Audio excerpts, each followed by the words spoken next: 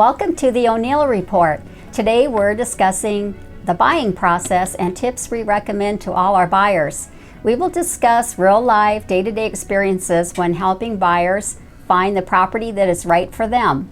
Please subscribe to our YouTube channel if you haven't yet. Let's get started for all you buyers out there. Here we go.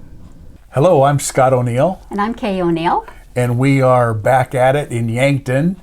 And today we are going to go through the steps that people take of buying a house and the home buying checklist. And especially in this market, in the 2021 market, you know, where you need to be ready to, you know, with the information you need to actually buy a property. That's right. And actually, this information will apply in any market, whether it's today, a year down the road, 5 years down the road, it all will apply. You know, in this market that we're in, you could say if buyers snooze, they lose, because, you know, you have to have all your paperwork ready. And I know one thing that people fill out with you is the exclusive agreement to represent a buyer. So can you kind of tell us or, you know, explain this form to us? Okay. Sure. You know, buyers can be impatient sometimes, and they'll call many different realtors to help them find a property. And but really, there is a agreement that a buyer needs to sign. It's either an exclusive or a non-exclusive agreement to represent buyer. And this just means that, in a nutshell, if you've been working with a realtor and you have signed an exclusive agreement to be represented by that brokerage company, then you are tied to that company for whatever time frame the agreement says. So it just depends on if you're working with somebody, what kind of agreement that you've signed, and so that is something as a buyer you do need to pay attention to what forms you're actually being asked to sign. So I know if they would come to you and ask if, you know, you could show them this house, one of the first things you ask them is, have you signed an exclusive agreement?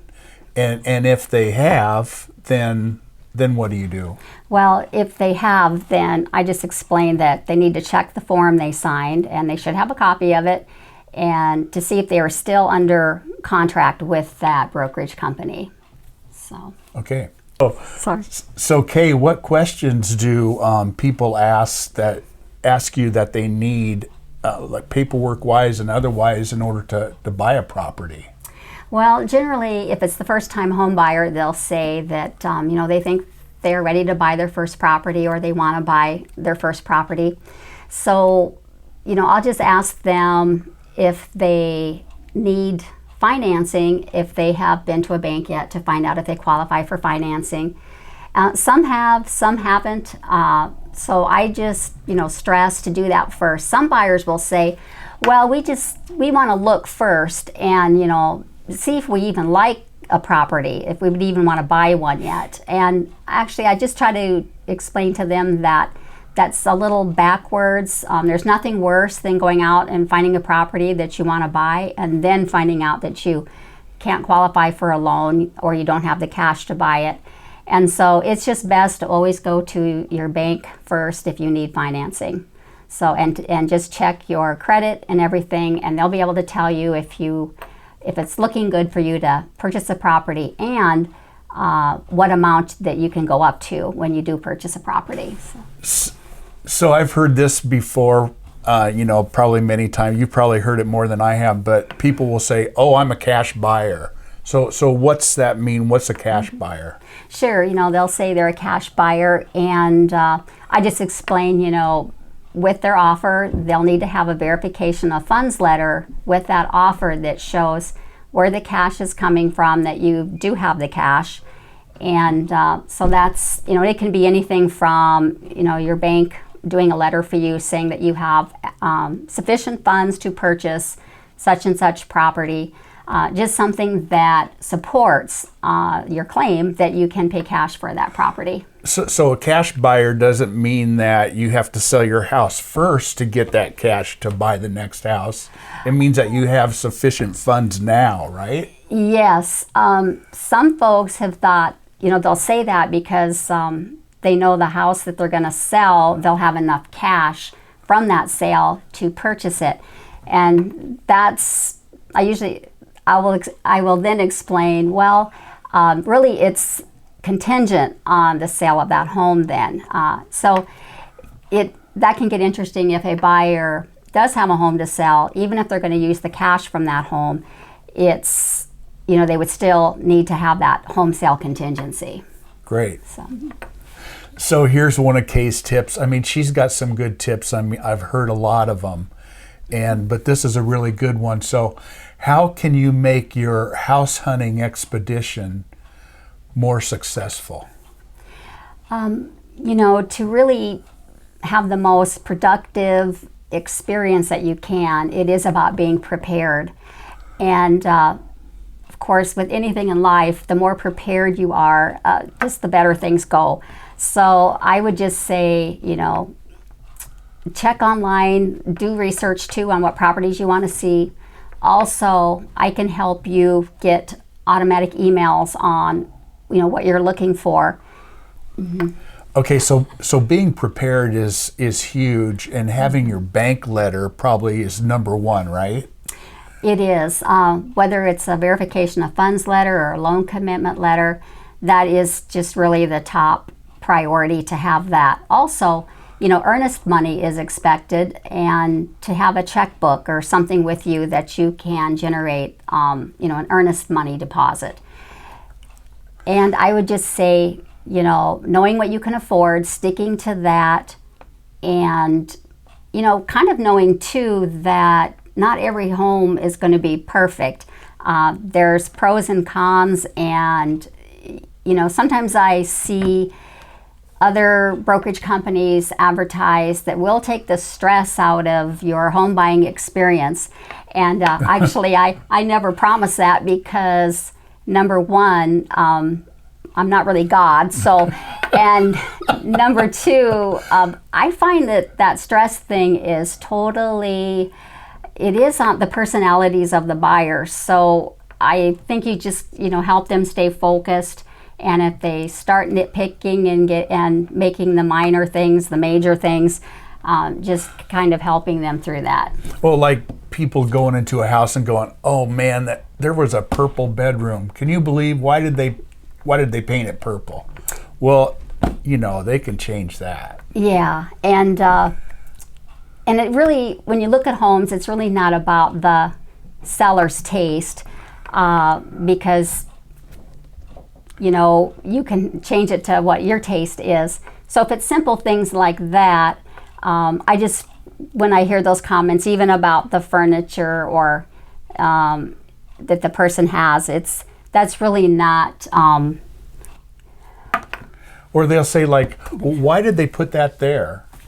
Yeah, that's interesting. I hear that a lot, and for a long time I would always kind of wonder like why do people say that? But a lot of buyers do comment about furniture placement and things that really don't have anything to do with purchasing the property. So I just try to help people get focused. So in our last video we did with the selling process, we talked about how sellers would have contingencies, to sell their house, but buyers can also have contingencies, right?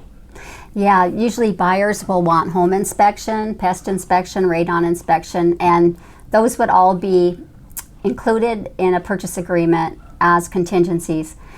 So it is optional. I mean, they don't have to have inspections. They can have any one of the three.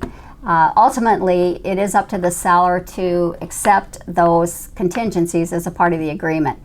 So once those inspection contingencies are accepted by the seller, then that process starts to get those inspections done. So what do you think is, in your experience, the number one question that buyers have when they come to you? What's the number one question? As it relates to inspections, probably the number one question I get is, so if there's anything wrong with the house, does the seller have to fix everything? And the seller does not have to fix everything. It becomes a negotiation process at that point on what the seller is willing to do. With the buyer having these inspections, the buyer would also pay for the inspection, right? Yeah, the inspection fees the buyer does pay for. They're obligated to that whether the deal goes through or not. Sure, yep. They have to pay for the fees, okay, regardless. So, okay. You got my attention before when you said, have your checkbook ready for earnest money. So that's part of the offer, right? The buyer has to put money down. And can you explain the earnest money? Well, it's recommended that they put earnest money toward the purchase, and that earnest money would be returned to the buyer if a contingency that the buyer has named is not satisfactorily met. So anything that you name a contingency for just means you are protected for those things, and if something is not to your satisfaction that a contingency has been named for, such as financing, inspections, then you would get your earnest money returned to you. So, but what exactly is earnest money? I mean, let's say you want to put down $2,500 for earnest money. Mm-hmm. So I write a check to you. Do I write a check to you? Well, to the listing, typically the listing company's real estate trust account is where it's held. Okay, and then let's just say the deal goes through, then what happens to that money? The listing company will pay that money over to the closing company, and then that money is applied to the purchase price. So it's part of the money you're spending mm-hmm. to buy the property? Yes. Great. Yeah. Okay. So how do realtors make money? Does the buyer have to give you money to go see a property? No, actually they don't. Realtors get paid on commission. So the commission is paid by the seller, and when the property closes or sells, that's when realtors are paid their commission. So these are just some of the things, that tips and questions that buyers have. But if you have any other questions about buying or selling in the Yankton or the surrounding area, you can contact us. You can check out our information below.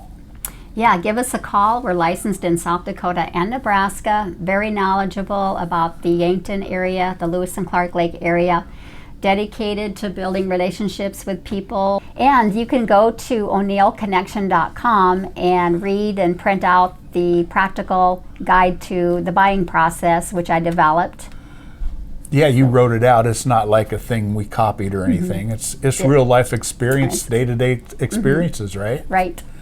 Yes. So check us out next time when our video will be what happens at a closing. And you've done a lot of those, so we should get educated on that, and hit that easy button, and we'll get out of here, and we'll see you next time.